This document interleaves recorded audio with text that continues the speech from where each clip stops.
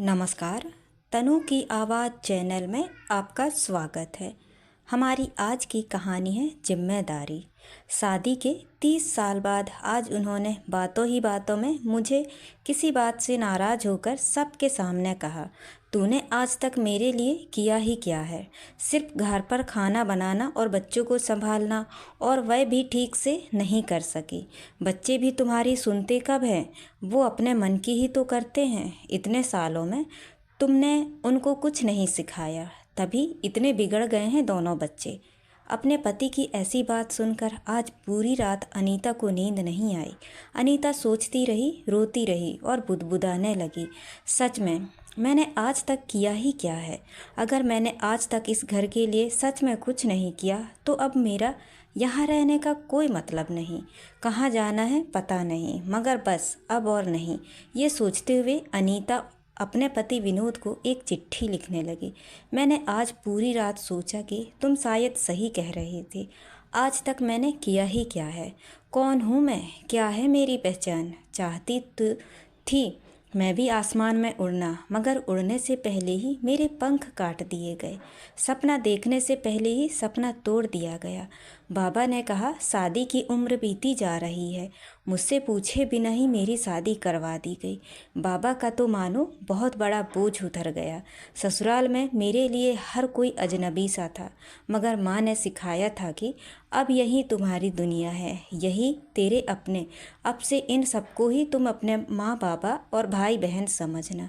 पति तेरे लिए परमेश्वर हैं, इनकी कही कोई बात मत टालना। सबको प्यार दे के अपना बना लेना। माँ की बात मान के मैंने सबको अपना बनाया। मुझे क्या पसंद था और क्या नापसंद, इसके बारे में मैंने कभी सोचा ही नहीं। इतना लिखते लिखते उसकी आंख डबडबा उठी, अक्षर झिलमिलाने लगी। चश्मा उतारकर आंखें पोंछी और लिखना शुरू किया। सुबह को आपकी कॉफ़ी और नाश्ता, बच्चों का लंच बॉक्स, बाबा की डायबिटीज़ की अलग से दवाई, नाश्ता, माँ के घुटनों की तेल मालिश, आपका टिफ़िन, मार्केट जाना, शाम के खाने की तैयारी करना, माँ को इलाज के लिए बार बार अस्पताल ले जाना, बच्चों को पढ़ाना, उनकी शैतानी बर्दाश्त करना। आपके दोस्त मेहमान बनकर अचानक से आए तो उनके लिए खाना बनाना। बस इतना ही तो किया मैंने, और किया क्या है? इसीलिए अब मुझे कुछ और करना है। अब मैं जा रही हूँ, ये तो नहीं जानती कि कहाँ जाऊँगी, मगर मुझे जाना है।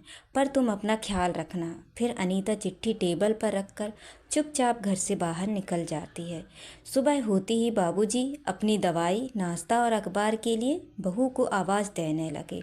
उसके साथ ही माँ भी अपने घुटनों के मालिश के लिए बहू को आवाज़ देने लगी। बच्चे भी, माँ हमारा ब्रेकफास्ट कहाँ है? कोई जवाब न पाकर चिंतित हो उठे कि आज माँ कहाँ चली गई। इतना शोरगुल सुनकर अनीता के पति की भी आंखें खुल गई। क्या हो गया, यह सोचते हुए वो बाहर आया। इतना शोर क्यों मचा रखा है सुबह सुबह? पापा देखो ना, माँ कहीं दिख नहीं रही है। हमको कॉलेज जाने में देरी हो रही है। अभी तक ब्रेकफास्ट भी नहीं किया, लगता है आज भूखा ही जाना पड़ेगा। दूसरे ने कहा, मेरी किताबें भी नहीं मिल रही हैं। माँ तुम कहाँ हो? बाबूजी ने आवाज़ लगाई, बहू जरा देखो तो मेरा चश्मा किधर है?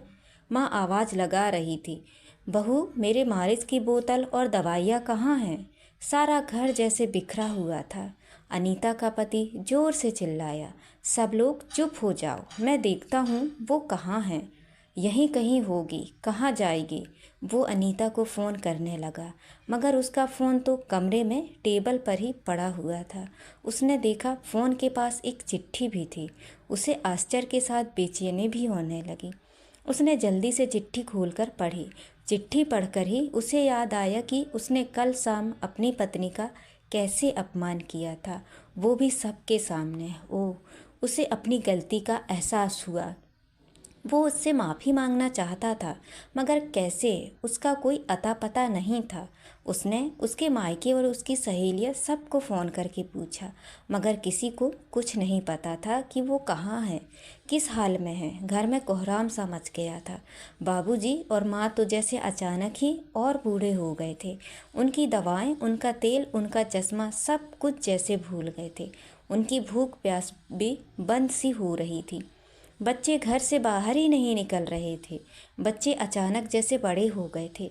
मजबूरी में वे घर का काम संभालने लगे थे, मगर बहुत सारी चीज़ें उनको मिल ही नहीं रही थी। अनीता के पति का दिमाग ही काम नहीं कर रहा था। वह करे तो क्या करे और जाए तो कहाँ जाए। पुलिस में रिपोर्ट करने में भी बात फैलने से बदनामी का डर था, मगर रिपोर्ट तो करना ही होगा। उसने सोचा कि एक बार ससुराल वालों से बात करने के बाद ही पुलिस में अनीता के गायब होने की रिपोर्ट देगा। बिना नहाए धोए, भूखा प्यासा वह बदहवास सा अपनी ससुराल जा पहुंचा। ससुराल वालों ने उनकी हालत देखकर उसकी बात को गंभीरता से सुना। उसे बात करते करते आंखों से आंसू बहते देख अनीता से रहा नहीं गया और वह सामने आकर खड़ी हो गई। अनीता का पति जैसे नई जिंदगी पा गया हो और उठकर उसका हाथ पकड़कर उसे भरी आंखों से देखने लगा। विनोद ने सबके सामने अनीता से अपनी गलती की माफ़ी मांगी और वापस घर चलने को कहा। नारी का दिल तो वैसे भी बड़ा होता है, इसीलिए वह अपने परिवार को कैसे अकेला छोड़ देती। अनीता ने विनोद को आंखों ही आंखों में माफ़ कर दिया और पति के साथ घर चली आई। घर में सब लोग बहुत खुश हुए। सबको अनीता की कीमत का पता भी चल चुका था। अब सभी अनीता को काम में मदद भी करने लगे थे। अब सारे काम का बोझ सिर्फ अनीता पर नहीं था। बच्चे अपनी माँ को काम में मदद करने के साथ ही अपनी माँ का सम्मान भी करने लगे थे। अनीता के पति विनोद ने अब जान लिया था कि अनीता ने आज तक जो कुछ भी किया है उसे कोई और कर पाने में सक्षम भी नहीं था। तो दोस्तों, ये कहानी आपको कैसी लगी? लाइक और कमेंट करके ज़रूर बताएं और चैनल को सब्सक्राइब करना ना भूलें। बहुत बहुत धन्यवाद।